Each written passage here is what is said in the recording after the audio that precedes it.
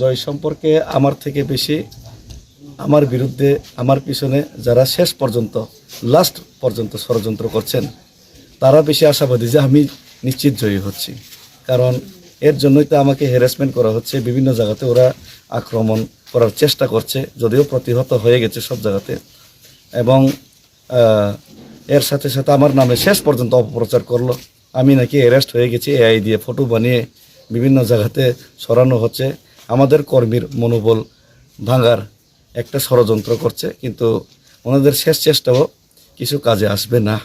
কারণ অলরেডি জনগণ ওনাদের মত ভোটিং বাক্সের মধ্যে রায় দিয়ে ফেলেছে, 90% ভোটিং কমপ্লিট।